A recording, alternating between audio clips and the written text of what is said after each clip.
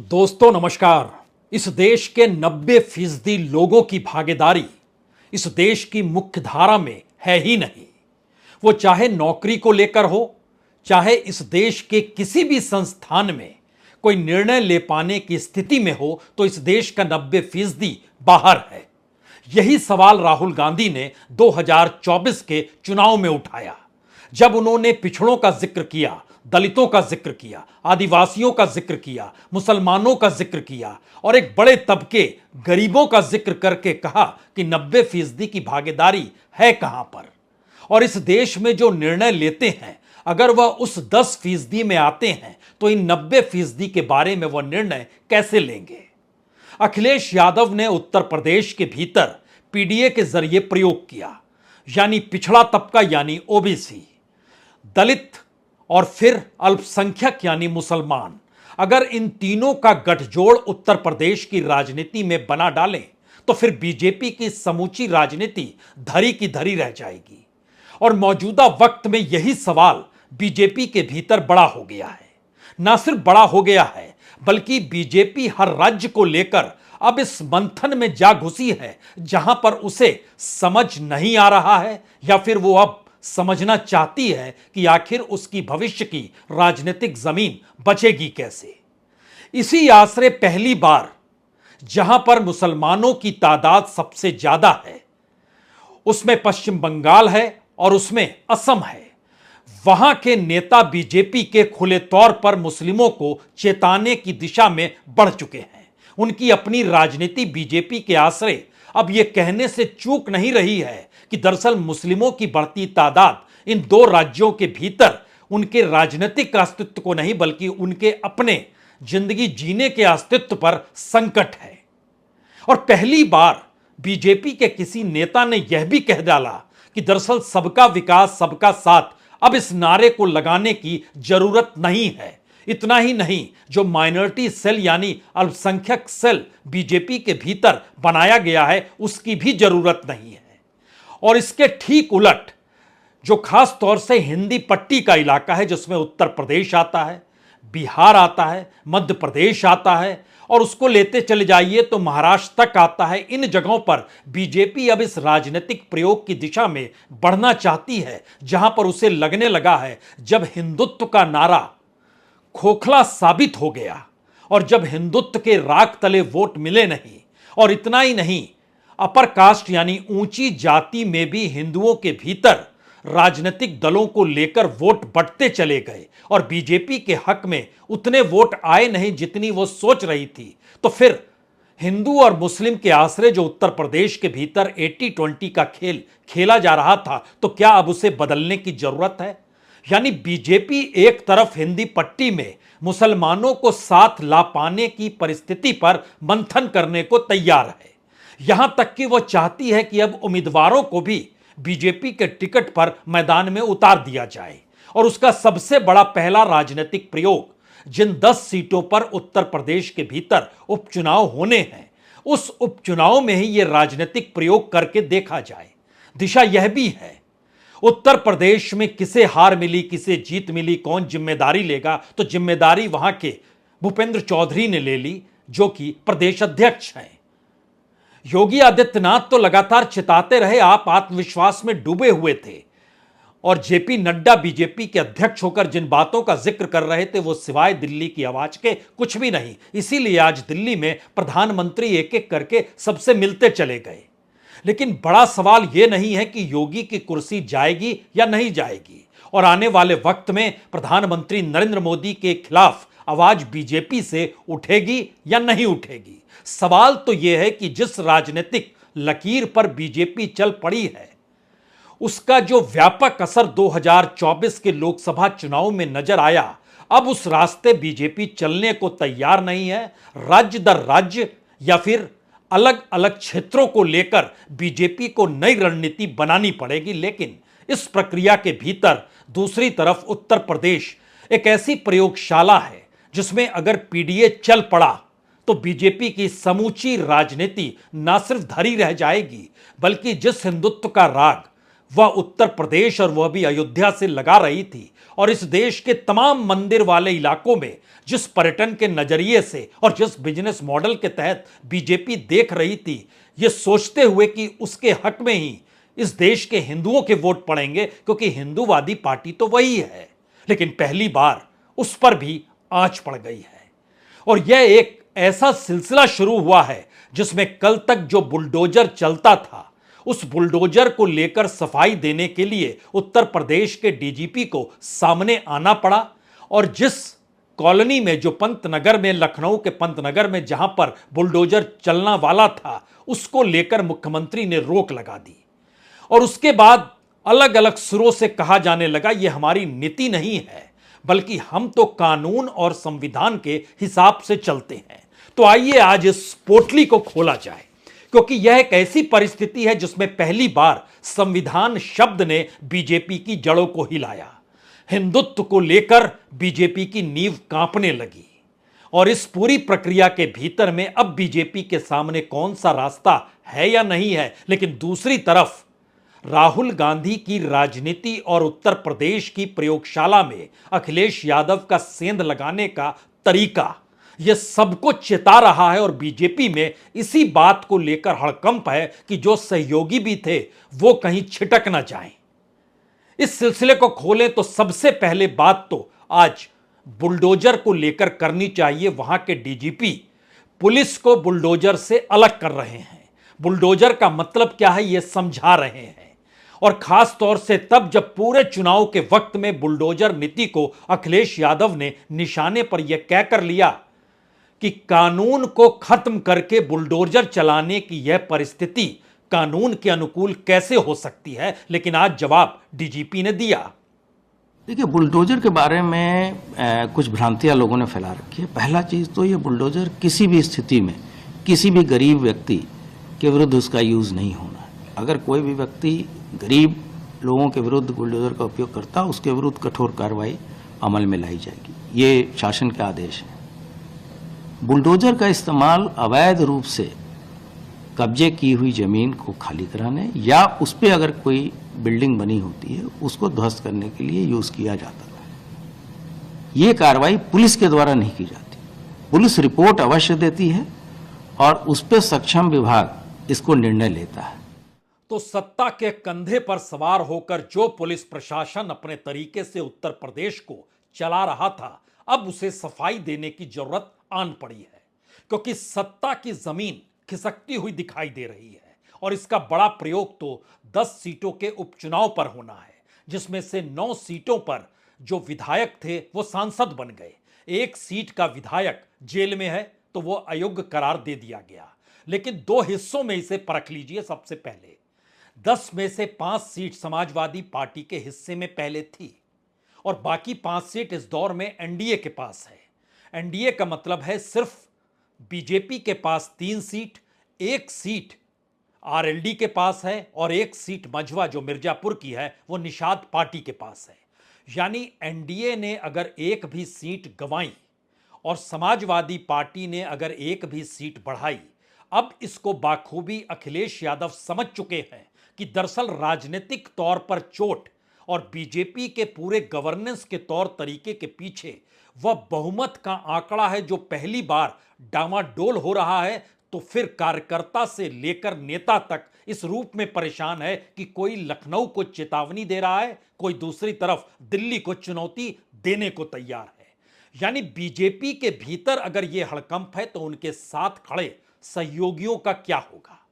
जिन 10 सीटों पर होना है उसमें करहल है जहां से अखिलेश यादव थे, मिल्कीपुर है अयोध्या की सीट जहां से अवधेश प्रसाद थे, कटहरी की सीट है अम्बेडकर नगर की जहां से लालजी वर्मा थे, कुंदरकी की सीट है मुरादाबाद की जहां से जियाउर रहमान थे, और सीतामऊ की सीट जो कानपुर के हिस्से में आती है इरफान सोलंकी जेल में है। बीजेपी की जो 3 सीट है उसमें गाजियाबाद है, खैर अलीगढ़ की सीट है और फूलपुर प्रयागराज की सीट है। इसके अलावे जो 2 सीट है मझवा और मीरापुर जो मुजफ्फरनगर की सीट आरएलडी के पास है वह भी एमपी बन गए। निषाद पार्टी के डॉक्टर विनोद कुमार बिंद यह भी एमपी बन गए। अब सवाल है कि सहयोगियों का साथ अगर बीजेपी के पास खास तौर से हिंदी पट्टी में, और वह भी यूपी बिहार में ना रहे तो अपने बूते राजनीतिक समीकरण में उसका वोट बैंक बिहार के भीतर 30% पार कर नहीं सकता है और यूपी में 40% पार करने में उसकी सांसें ऊपर नीचे होने लगेगी। यानी अब राजनीतिक तौर पर चुनौती देने की स्थिति में अखिलेश यादव जिस पीडीए के आश्रय बढ़ रहे हैं, उसके दायरे में उस समाज से जुड़े लोगों को वह योगी गवर्नेंस और बीजेपी के उस राजनीतिक पार्ट से अवगत कराना चाहते हैं जहां पर कानून भी है, संविधान भी है, बुलडोजर भी है और अलग अलग महकमों में चल रहा आंदोलन भी है जो चाहे शिक्षकों से ही क्यों ना जुड़ा हो। यानी उस नब्ज को उन्होंने पकड़ा है कि अगर उपचुनाव की हार होती है तो दिल्ली लखनऊ के बीच तलवारें खिंच जाएंगी और यह सबको पता है कि इस 10 उपचुनाव के रिजल्ट के बाद एक व्यापक परिवर्तन नजर आने वाला है, खासतौर से उत्तर प्रदेश की सियासत में, उत्तर प्रदेश के मंत्रिमंडल में। और योगी आदित्यनाथ अपने तौर पर इन चीजों को संभाले भी हुए हैं और चुनौती भी दे रहे हैं। लेकिन इस दोनों प्रक्रिया के भीतर में पहली बार सवाल मुसलमानों का भी आया है। यानी मुस्लिमों की जिसकी जरूरत बीजेपी को नहीं थी, अब पहली बार सवाल यह हुआ है कि अगर इस देश के भीतर में ब्राह्मणों का वोट उत्तर प्रदेश में इंडिया गठबंधन के पास चला गया, राजपूतों का वोट गुजरात के भीतर इंडिया गठबंधन के पास चला गया, ओबीसी का वोट लगातार बिखरते चला गया, जो हिंदू दलित भी थे उनका वोट भी बिखर गया और बीजेपी का वोट इस दौर में कम हो गया, तो फिर वह हिंदूवादी पार्टी के आधार पर कितने दिनों तक चल पाएंगे जब एक मुश्त मुस्लिम वोट उनके खिलाफ ही जा रहा है। और आंकड़े बतलाते हैं कि उनके खिलाफ उत्तर प्रदेश में 92% वोट इंडिया गठबंधन को मिल गए, मध्य प्रदेश में 86% वोट चले गए, बिहार में 87% चले गए, कर्नाटक में 92% चले गए, दिल्ली जैसी जगह पे 83% चले गए, गुजरात में 59% गए और तेलंगाना में भी अपने तौर पर 33% गए। एआईएमआईएम 42% के साथ थी। लेकिन बीजेपी के पास क्या है? बीजेपी का आकलन बताता है कि 2% से लेकर 8% के बीच ही उसके पास मुस्लिम वोट आता है। जो सबसे ज्यादा वोट आया है वो गुजरात में आया है 29%। वहां पर जो राजनीतिक विभाजन हुआ और परिसीमन के बाद जिस तरीके से अलग अलग क्षेत्रों को बांटा गया, वह एक बीजेपी के लिए अनुकूल परिस्थिति थी। लेकिन पहली बार अगर बीजेपी के भीतर यह सवाल है कि वह मुस्लिम उम्मीदवार क्यों खड़ा नहीं कर सकती है और मुस्लिमों को अगर साथ लिया जाए या उनके हक की बात अब अपने तौर पर की जाए तो क्या वो समाज बीजेपी के साथ आकर खड़ा हो जाएगा? ये बड़ा असंभव सा सवाल है। लेकिन इन सब के बीच बीजेपी अपनी आखिरी लड़ाई, या कहें बीजेपी डूब ना जाए इसको बचाने की जो लड़ाई लड़ रही है, इसीलिए फैसले अब उत्तर प्रदेश में भी बदलने पड़ रहे हैं। ये सरकार जो आपस में लड़ रही है, इनके फैसले भी जल्दीबाजी के हैं। कहीं ये जहां कमजोर पड़े हैं, लखनऊ में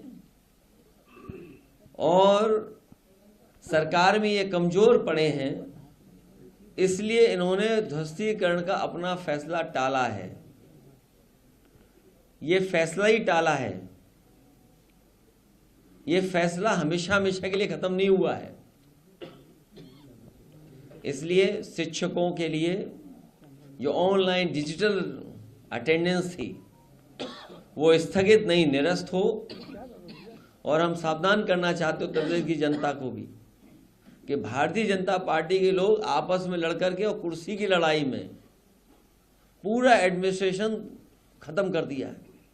जहां इन्हीं के विधायक, इन्हीं के लोग आरोप लगा रहे हैं कि भ्रष्टाचार चल रहा है। हम लोगों ने अखबारों में पढ़ा है कि मुख्यमंत्री खुद स्वीकार कर रहे हैं कि बड़े पैमाने पर दलाली चल रही है। तो क्या अखिलेश का उत्तर प्रदेश का राजनीतिक दांव बीजेपी के लिए भारी पड़ रहा है? क्योंकि 2024 के चुनाव का आकलन आज भी प्रधानमंत्री के घर पर उत्तर प्रदेश के बीजेपी नेताओं से लेकर अमित शाह की मौजूदगी में मंथन चलते रहा। लेकिन यूपी के भीतर जो बड़ा बदलाव निकल कर आया है, वो बड़ा सवाल यह है कि यूपी में भी बीजेपी को हिंदूवादी पार्टी के तौर पर वहां का वोटर देखने की स्थिति में नहीं है।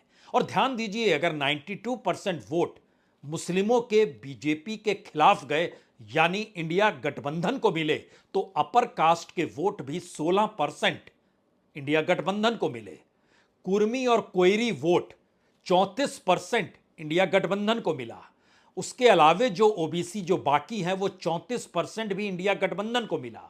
जो जाटव वोट है जिस पर कब्जा मायावती का था वह भी 25% मिला और 24% ही बीजेपी को मिल पाया। लेकिन यहां भी यानी ज्यादा इंडिया गठबंधन के पास वोट आ गए और जो नॉन जाटव दलित हैं उनके 56% वोट हक में चले गए इंडिया गठबंधन के। इसकी दूसरी परिस्थिति इस देश के गरीबों को लेकर भी है। पूरे देश के भीतर गरीबों की तादाद का 60% से ज्यादा वोट इंडिया गठबंधन को मिला। कहीं 60%, कहीं 70%, कहीं 80%। और रईसों के वोट 60% के लगभग या उससे ज्यादा एनडीए को मिले यानी बीजेपी को मिले। लेकिन वोटिंग के लिहाज से अगर आप समझे तो इस देश के भीतर में लगभग ये 60-40 का रेशियो है।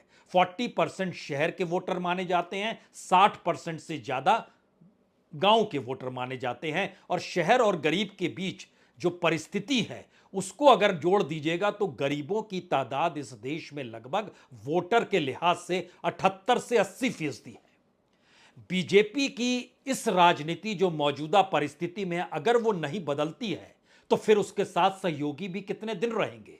एक हल्का सा संकेत निषाद पार्टी के नेता संजय निषाद से जब पूछा गया संगठन को लेकर जो बहस चल पड़ी है तो उनका बहुत साफ कहना था कि संगठन ना हो तो सत्ता भी नहीं होगी। हम लोग पॉलिटिकल टीचर और लीडर हैं और हमेशा इस बात को पढ़ाते हैं कि देश संविधान और कानून से चलता है और सरकार पार्टी चलाती है, सरकार कानून बनाती है और पार्टी को कार्यकर्ता चला। बिना संगठन के कोई पार्टी चल ही नहीं सकती। तो संगठन में शक्ति होती है। तो ये तो सार्वभौमिक है। नई पीढ़ी को तो बताना ही पड़ेगा ना कि संगठन में शक्ति होती है और संगठन सबसे बड़ा है, कार्यकर्ता बड़ा होता है। बीजेपी भी इसी राग को अलापना शुरू कर चुकी है कि संगठन ज्यादा जरूरी है। इस बात का जिक्र यूं ही नहीं किया गया। दरअसल संगठन के भीतर ही आक्रोश है और वो आक्रोश अपने ही नेताओं को लेकर है। इसीलिए सरकारें अगर फेल हो रही है तो संगठन अपने आप को फेल ना माने, इस दिशा में अब काम शुरू हो रहा है। और शायद यही वजह है संगठन जिस समाज के बीच रहता है वो सत्ता की चकाचौंध से दूर होता है। उनके लोगों की आवाजाही सामान्य तौर पर आम जनता के बीच होती है। और कल ही हमने आपसे जिक्र किया था कि राहुल गांधी ने जनता की उसी नब्ज को पकड़कर कांग्रेस के मैनिफेस्टो को तैयार किया और उसके बाद उन्होंने समझा और उसके बाद कहा कि हम सत्ता में आएंगे तो युवाओं को, महिलाओं को, किसानों को क्या क्या देंगे या गरीबों को क्या देंगे इसका ऐलान किया था। और देखिए हम जिक्र कर रहे थे कि बीजेपी दरअसल राहुल के तमाम प्रोग्राम को हड़पना चाहती है और आज उसकी शुरुआत महाराष्ट्र से हो गई जब वो खुले तौर पर जो राहुल गांधी जो युवाओं को अप्रेंटिसशिप देने का जिक्र कर रहे थे उसी का जिक्र महाराष्ट्र सरकार ने कर दिया। राहुल गांधी जिन पैसों को देने का जिक्र युवाओं के बेरोजगारी के साथ जोड़ रहे थे, अब ग्रेजुएट छात्रों को महाराष्ट्र के भीतर हर महीने 10,000 रुपए दिए जाएंगे। जो डिप्लोमा हैं उनको 8,000 दिए जाएंगे। जो 12वीं पास हैं उनको 6,000 रुपए दिए जाएंगे। यानी राहुल गांधी या कांग्रेस के पूरे मैनिफेस्टो को अपने तरीके से अब बीजेपी अगर इंप्लीमेंट करना चाहती है और अगर उसके जहन में यह सवाल है कि अगर वो बीजेपी को हिंदूवादी पार्टी के तौर पर ही मानकर आगे बढ़ाती रही तो एकमुश्त मुसलमानों के वोट ही खत्म नहीं हो रहे हैं बल्कि उसके आश्रय दलितों का सवाल भी है और दलित वोट इस दौर में बिखरा है। इसके बाद जो खास तौर से लोअर कास्ट में ओबीसी के भीतर हैं उसमें भी एक क्रीमी लेयर माना जाता है, लेकिन जो लोअर ओबीसी है उसके भीतर जबरदस्त आक्रोश है मौजूदा सत्ता को लेकर। अब उनको साथ कैसे लाया जाए ये सवाल धीरे धीरे हर किसी को परेशान कर रहा है और राजनीतिक तौर पर यही मुश्किल बीजेपी के सामने आकर खड़ी हो गई है। क्योंकि अगर ध्यान दीजिए बिहार के भीतर भी तो अपर कास्ट का 10% वोट इंडिया गठबंधन के पास गया, लेकिन महत्वपूर्ण है कि लगभग 15% वोट पिछले चुनाव की तुलना में कम हो गया अपर कास्ट का जो बीजेपी को मिलता था। कोयरी कुर्मी का वोट लगभग 12% कम हो गया। अदर ओबीसी का वोट लगभग 21% कम हो गया, दुसाद और पासी का वोट लगभग 19% कम हो गया, अदर दलित का वोट लगभग 18% कम हो गया, और जो वोट बढ़ा है वह उस समीकरण का वोट बढ़ा है जो कि बिहार की राजनीति में जहां पर आरजेडी है, एमवाई, मुस्लिमों का वोट 6% बढ़ा बीजेपी के हक में, वो 12% पर आ गए। यादवों का वोट 8% बढ़ा बीजेपी के हक में, या कहें एनडीए के हक में, तो वो वहां पर 26% आ गए। यानी बीजेपी के भीतर का मंथन बता रहा है कि वो किसी भी कास्ट को लेकर या किसी भी रिलीजन को लेकर बिल्कुल पूरे तरीके से एंटी मूड में ना आ जाए, जो कि यादव और मुसलमानों को लेकर वह इससे पहले आ चुका है, और ओबीसी को लेकर प्रधानमंत्री खुद को ओबीसी बताकर अपनी बात को आगे बढ़ाते रहे हैं। लेकिन फिर अगला सवाल एक और है, बीजेपी के अपने इतने शेड्स हैं कि उसमें जहां पर बड़ी तादाद मुसलमानों की है वहां पर बीजेपी उस राजनीति को साध पाने में सक्षम ही नहीं है, या उसकी ट्रेनिंग ही नहीं है, या आरएसएस की अपनी सोच ही नहीं है वहां तक जा पाए। इसीलिए बंगाल की राजनीति उसको लगता है कि वोटरों का ध्रुवीकरण धर्म के आधार पर हो सकता है। असम के भीतर भी कुछ इसी अंदाज में है, और बंगाल के भीतर राजनीतिक जमीन अगर वामपंथियों को सुपड़ा साफ करते हुए बीजेपी उसमें घुसी है तो वो ये मानकर चलती है कि उसने खुद को हिंदुत्व के तौर पर रखा है। और शायद यही वो वजह है जहां पहली बार शुभेंदु अधिकारी बात बोलते बोलते चले गए कि प्रधानमंत्री जो सबका साथ सबका विकास का जिक्र करते हैं, इसका कोई मतलब नहीं है, जो हमारे साथ है हम उसके साथ होंगे, और यहां तक कि अब माइनॉरिटी सेल भी खत्म कर देना चाहिए, यह सुनना चाहिए। हिंदू बाँचाबो, संविधान बाँचाबो। আর বলবো আমিও বলেছি রাষ্ট্রবাদী মুসলিম, আপনারাও বলেছেন সবকা সাথ সবকা বিকাশ। আর বলবো না, বলবো जो हमारे साथ हम उनका साथ, जो हमारे साथ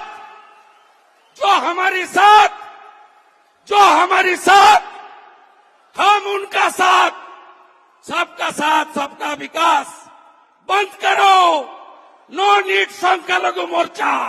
ভালো থাকুন, जय श्री राम। इस देश के भीतर में अल्पसंख्यक समुदाय यानी मुस्लिमों की तादाद तकरीबन 14-15% है। महाराष्ट्र के भीतर यह 11.5% है, बिहार में यह लगभग 16-17% है, उत्तर प्रदेश में लगभग यह 19-20% है, बंगाल के भीतर यह लगभग 27% है। और शुभेंदु अधिकारी या बीजेपी अब खुले तौर पर अगर इसका ऐलान करने लगे हैं कि दरअसल मुस्लिमों की वजह से वह जिस कैरेक्टर को या जिस चरित्र को या जिस परसेप्शन को राजनीतिक तौर पर बंगाल के भीतर लाना चाहते हैं, वो अलग अलग जगहों पर मुस्लिमों की एकजुटता से अगर उन्हें लाभ राजनीतिक तौर पर नहीं मिल पा रहा है तो अब खुला ऐलान हो जाना चाहिए। यानी समाज के भीतर हम किसे पसंद करते हैं राजनीतिक तौर पर और किसे नहीं करते हैं, इसका एक हिस्सा तो वोटिंग के दौर में या कहें टिकटों को बांटने के वक्त नजर आया, जो बीजेपी ने किसी मुस्लिम को टिकट इस देश में नहीं दिया, खासतौर से 2014 के बाद से। नई परिस्थिति यह है कि अब हम उनके साथ खड़े भी नहीं होंगे, लेकिन दूसरी तरफ प्रधानमंत्री जब जिक्र करते हैं इस बात को लेकर कि हम तो कभी देखते ही नहीं हैं लाभार्थियों को, जब घर बांटे जा रहे हों, जब उज्ज्वला योजना चल रही हो, जब जनधन चल पड़ा हो, जब किसान सम्मान निधि चल पड़ा हो, तो उसमें ना जाने कितने मुसलमान आए होंगे। लेकिन सवाल है, अब ये एक आखिरी लड़ाई की दिशा में बीजेपी बढ़ना चाहती है, और इसीलिए हिंदी पट्टी में वह मुस्लिमों को साथ लेना चाहती है, लेकिन जिन जगहों पर प्रभाव मुस्लिमों का है वहां पर वो सीधे सीधे वोट बैंक में एक मोटी लकीर खींचना चाहती है। और इसको खुले तौर पर असम के मुख्यमंत्री ने भी कह दिया कि देखिए हमारे यहां 40% उन इलाकों में हो गए मुसलमान जहां 1951 में 11-12% थे। हालांकि सेंसस के हिसाब से असम में तकरीबन 34-35% मुस्लिम है। असम में मुस्लिम पॉपुलेशन 40% हो चुका है, 1951 में 12%। आज असम में मुस्लिम पॉपुलेशन 40%, हम जिला की जिला खो चुका है। तो मेरे लिए ये मुद्दा पॉलिटिकल नहीं है, मेरे लिए ये जीना और मरने का मुद्दा है। असल में असम हो या बंगाल हो, इस परिस्थिति को अब समझने की जरूरत है कि बीजेपी राजनीतिक तौर पर अंदर से हिल चुकी है और उसके हिलने की वजह राहुल गांधी ने जो सीधे हिंदुत्व को लेकर बीजेपी पर चोट किया, प्रधानमंत्री पर नाम लेकर चोट किया, संघ परिवार को दायरे में लिया, कटघरे में खड़ा किया, वह भी हिंदुत्व को लेकर, और पार्लियामेंट के भीतर वो भगवान शिव की तस्वीर दिखा रहे हों या फिर अलग अलग धर्मों के जिक्र करते हुए इस बात का जिक्र कर रहे हो कि नफरत और हिंसा से इतर हिंदू समाज है। दरअसल इसने उस नींव पर हमला किया है जो राजनीतिक तौर पर बरसों बरस से बीजेपी जिस पर खड़ी हुई और राजनीतिक तौर पर उसने अपने परसेप्शन को इस देश में फैलाया और बढ़ाया। तो क्या पहली बार बीजेपी के 4-5 दशकों की उस राजनीति का अंत इस दौर में आकर खड़ा हो गया है? जिन आधारों पर वो खड़ी हुई थी और उसका सबसे बड़ा प्रयोग उत्तर प्रदेश में होना है, जहां पर पहली बार एक तरफ राहुल गांधी जिस राजनीति को आगे ले जा रहे हैं वो दरअसल भारत के भीतर में उस पॉलिटिकल ट्रांसफॉर्मेशन की दिशा में है जहां पर इस देश के लोगों की भागीदारी मुख्य धारा के साथ कैसे हो सकती हो और इसको कोई बर्दाश्त कर पाने की स्थिति में सत्ता होती नहीं है। और दूसरी तरफ अखिलेश यादव जो उत्तर प्रदेश के समीकरणों के आश्रय पीडीए की अहमियत बार बार समझाते हुए संविधान और कानून का जिक्र कर रहे हैं, उसकी काट बीजेपी के पास है नहीं।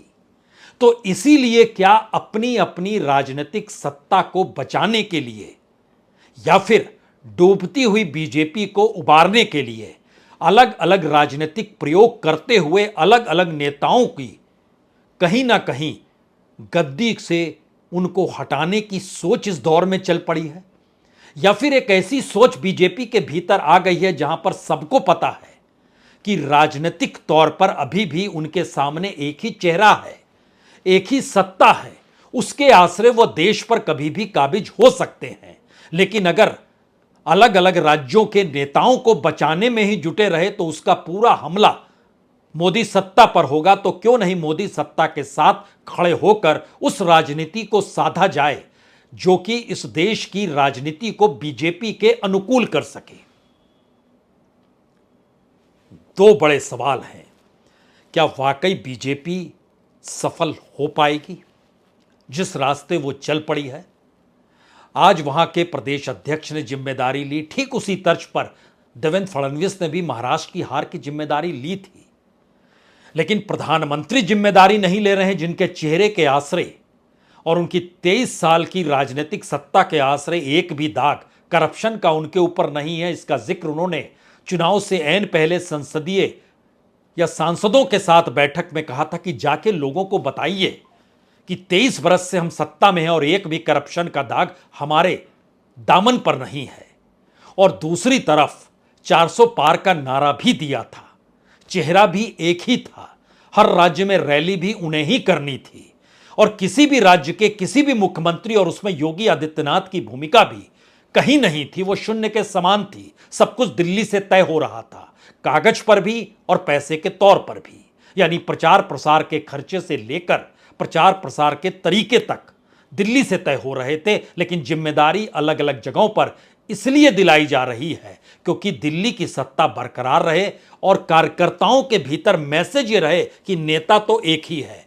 लेकिन पहली बार राहुल गांधी की रणनीति ने उसी नेता की नींव पर सेंध लगा दी है और जिन मुद्दों को उन्होंने जनता के जरिए उठाया है उसका राजनीतिक प्रयोग अखिलेश यादव यूपी में कर रहे हैं। इसलिए इस जंग के बीच जिस रास्ते अखिलेश और राहुल की राजनीति अब आपको इस 10 उपचुनाव के भीतर नजर आएगी वो चौंका सकती है।